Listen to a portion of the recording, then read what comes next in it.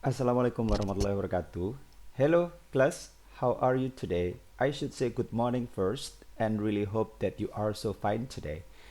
Apa kabar anak-anak? Semoga selalu sehat ya. Hari ini kembali ketemu lagi dengan Pak Wid di pembelajaran daring atau online.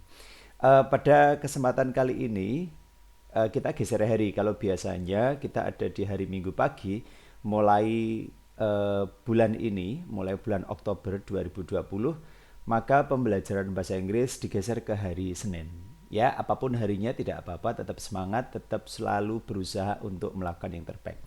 Alright, for our first meeting after the mid-semester test, we will start with Unit 4. What is the Unit 4 about? It is about analytical exposition. Jadi, kita sampai di unit keempat, yaitu tentang analytical exposition. Apakah analytical exposition itu, kemudian bagaimana cara mengetahui membuatnya dan ciri-cirinya, kita akan belajar itu semua hari ini. Jadi saya minta kepada anak-anak untuk satu, serius, dua, siapkan alat tulisnya dan pastinya tadi sudah diawali dengan berdoa ya. Oke, right.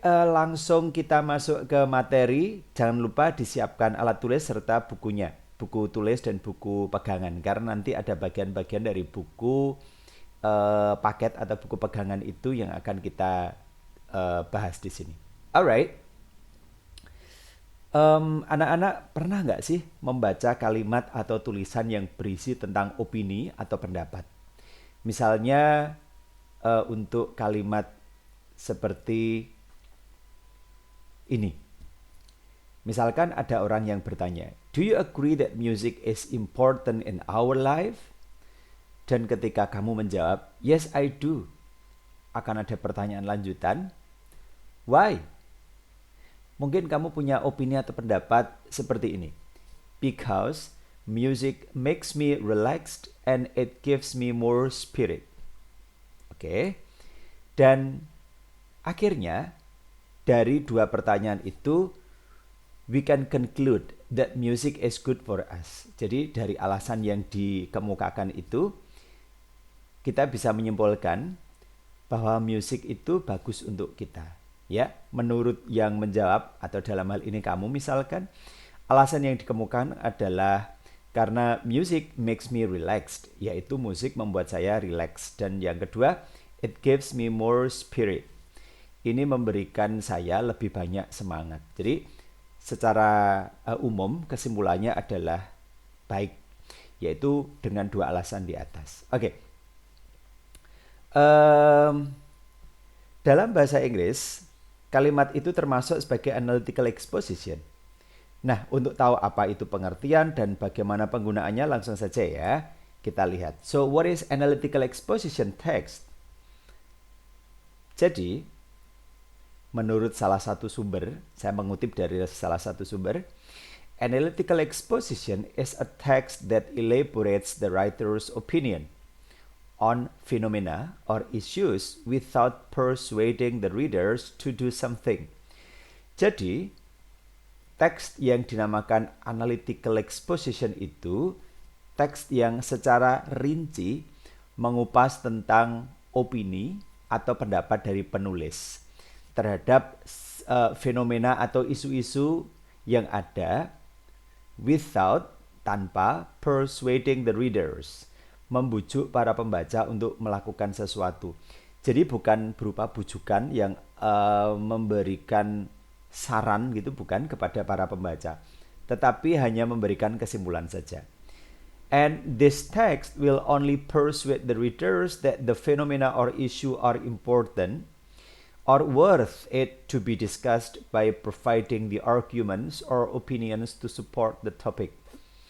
Jadi teks ini sebenarnya hanya akan membujuk para pembaca bahwa ini loh layak untuk dibahas begitu. Ya, tidak untuk mengiyakan opini dari penulis. Oke, the next. Right. Jadi berdasarkan penjelasan di atas, maka bisa disimpulkan bahwa yang pertama, analytical exposition text itu berisi pemikiran dari penulis tentang hal-hal yang terjadi di sekitar kita atau di sekitarnya.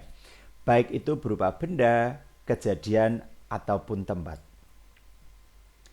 Kemudian, teks ini termasuk dalam argumentative text karena menunjukkan suatu pendapat atau argumen terhadap isu ataupun fenomena yang ada di sekitar kita. Argumentatif itu maksudnya memiliki alasan-alasan begitu. Berikutnya, teks analytical exposition ini pasti juga memiliki fungsi tertentu. Misalkan, kalau dulu kita pernah belajar tentang naratif yang ada tokohnya, misalkan saja Malin Kundang, ataupun kalau cerita dari luar itu Cinderella ataupun yang kebanyakan fairy tales atau cerita-cerita peri begitu. Itu punya fungsinya yaitu untuk menghibur para pembaca. Tetapi untuk teks analytical exposition ini memiliki fungsi tertentu. Apa saja fungsinya? Yaitu satu, untuk meyakinkan pembaca bahwa topik yang dihadirkan itu adalah topik yang penting atau layak untuk dibahas. Biasanya terkait dengan lingkungan atau kejadian di sekitar kita. Contoh kalau yang sekarang itu, misalkan, perlukah masyarakat itu menggunakan masker ketika harus kemana-mana? Nah, ini kan layak untuk dipertimbangkan, diperbincangkan. Oke, fungsi yang berikutnya adalah yang harus kamu ingat, analytical exposition text itu tidak berusaha untuk mengubah sudut pandang pembacanya. Jadi sekali lagi penulis tidak membujuk para pembaca untuk mengikuti keinginan atau opini dia, tetapi hanya menyimpulkan saja nanti. Dan yang terakhir, teks ini murni hanya berisi pendapat penulis, walaupun nanti kadang akan diikuti dengan fakta-fakta yang ada. Oke, then let's get to the next slide. Of course, this kind of text has its own parts. Dia memiliki bagian-bagian dalam kalimatnya sendiri. What are they? Yang pertama nanti ada thesis. Yang kedua ada arguments. Dan yang terakhir ada reiteration atau conclusion. Apakah yang dimaksud dengan thesis, argument, sama reiteration itu? Let's get to know more. Right. Thesis adalah bagian dari teks yang ada di awal. Ada di paragraf pertama. Pada bagian thesis ini, biasanya penulis harus memberitahu bahwa kepada pembaca tentang topik utama yang akan ditulis atau dibahas sama dia, yang akan dikemukakan oleh dia.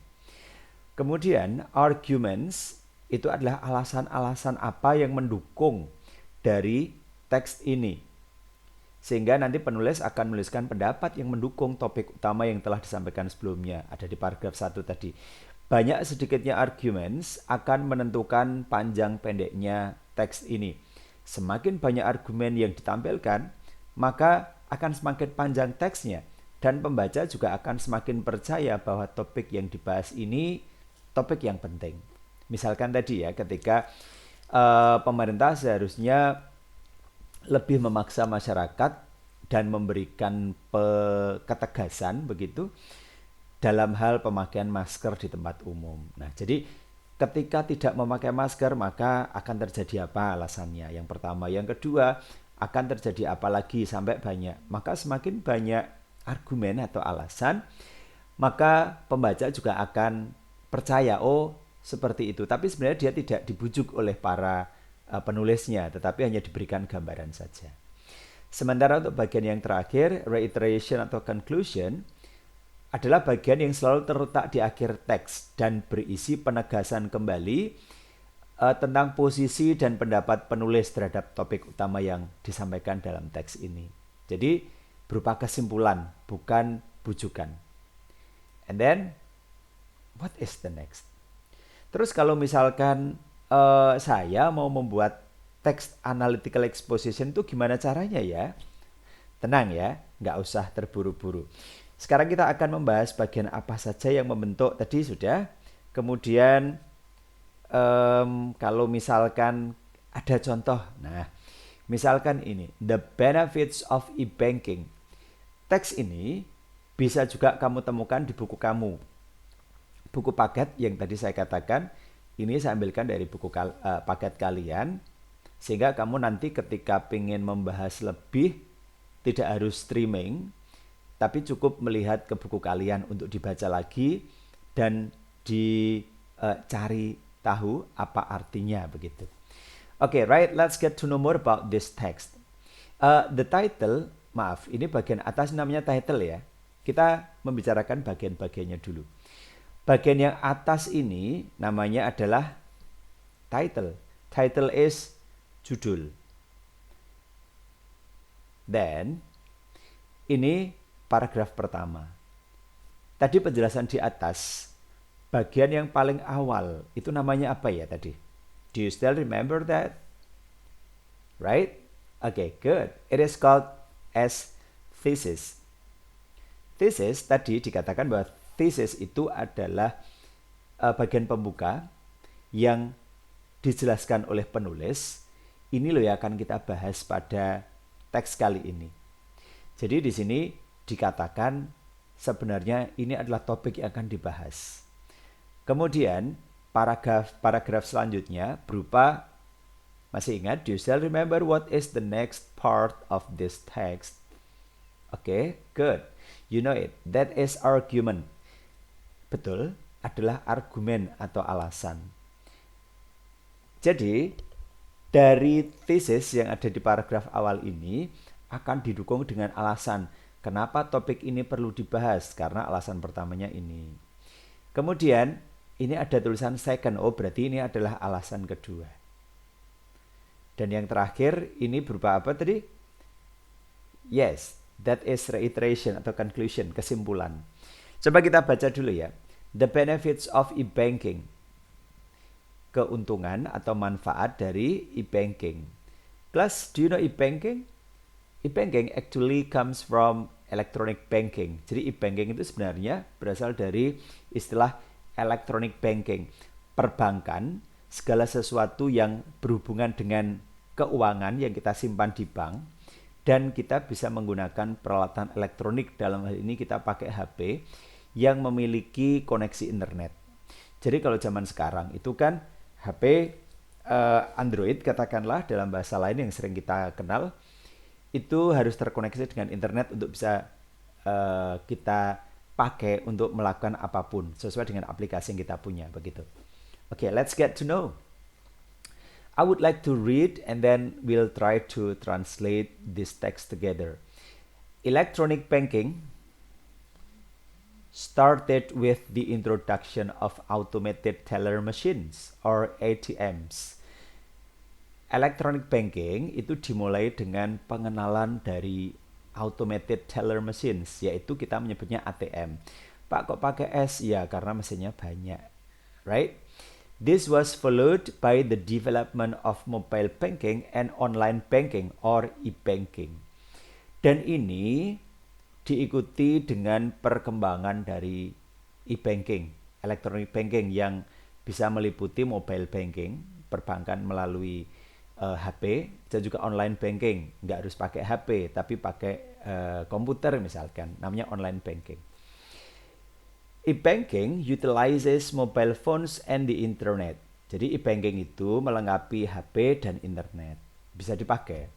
There are several reasons why e-banking is becoming the preferred choice for financial transactions nowadays.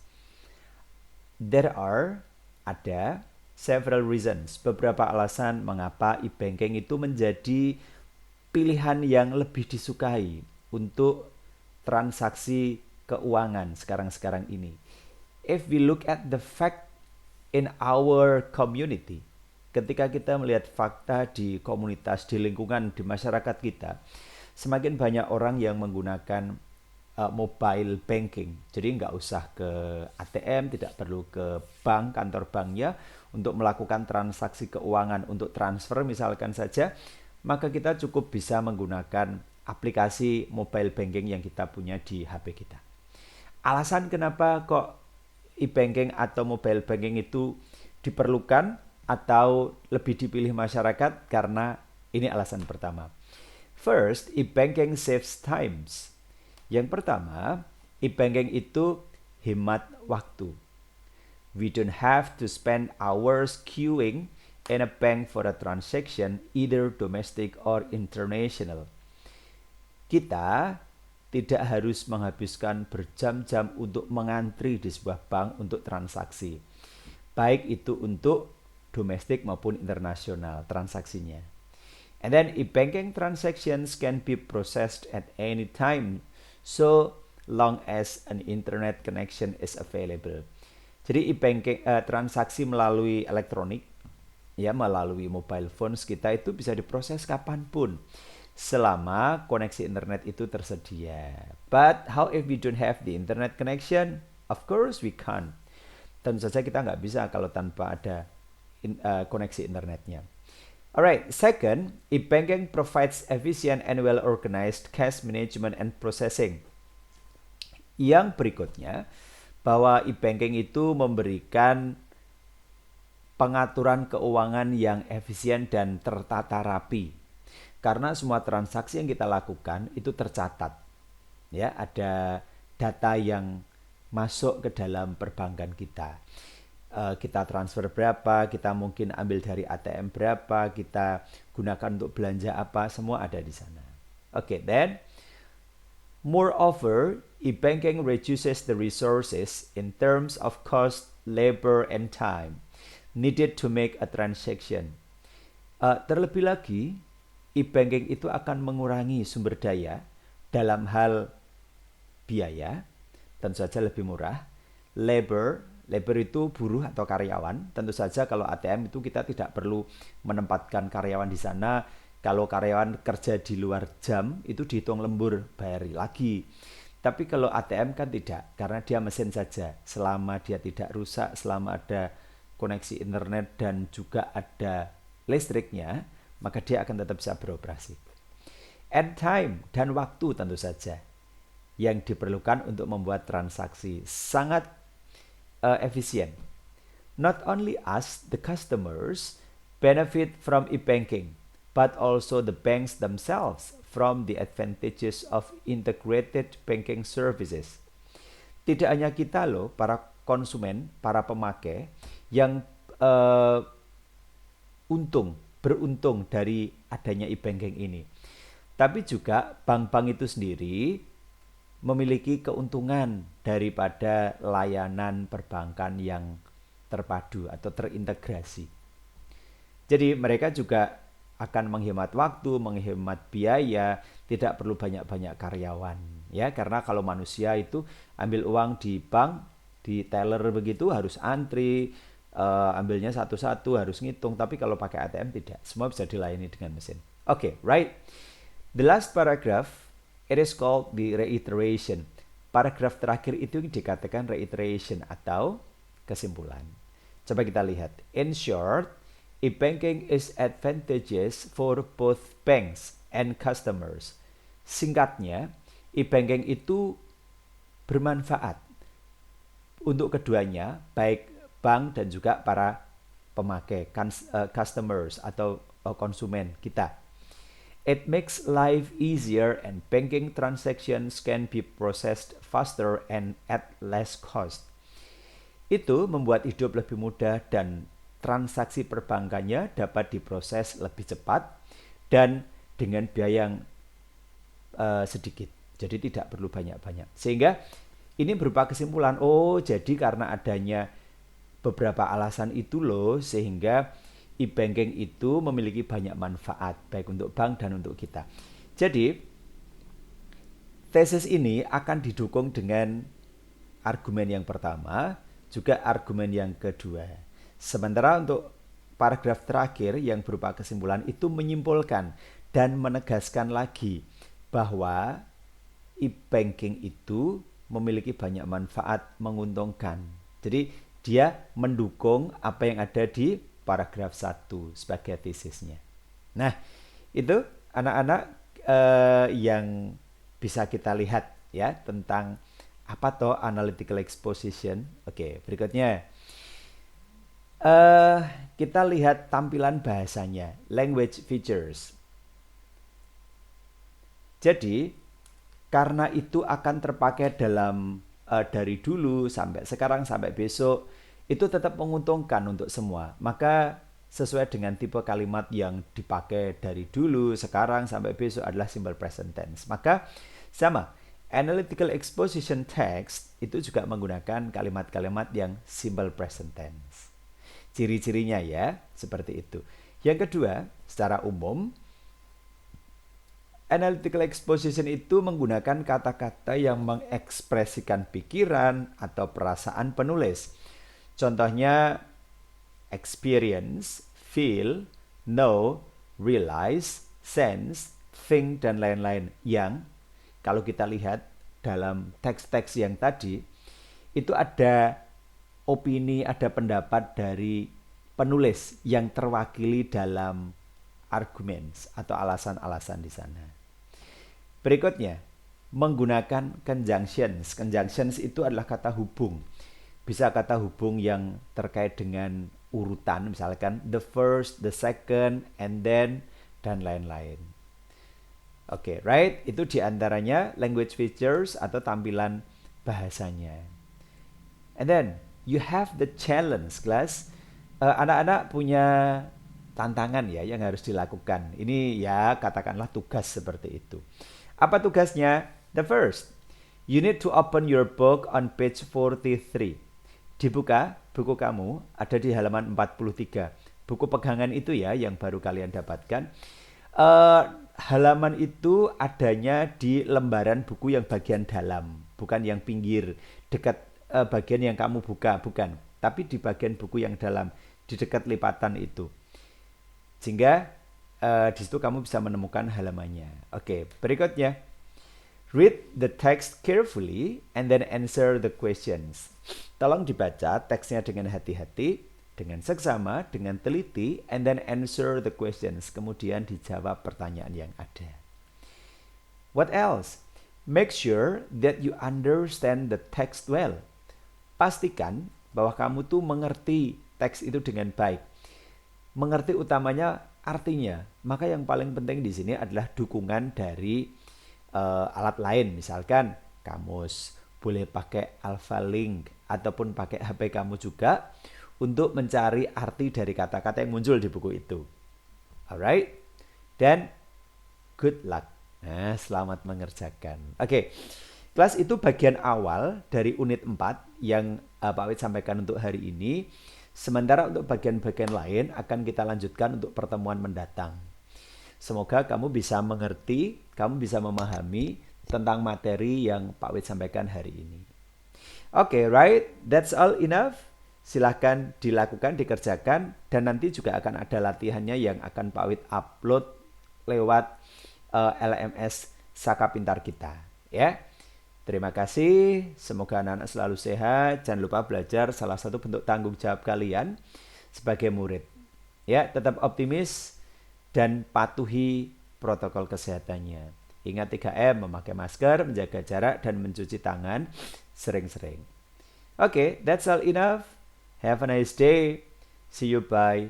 Wassalamualaikum warahmatullahi wabarakatuh.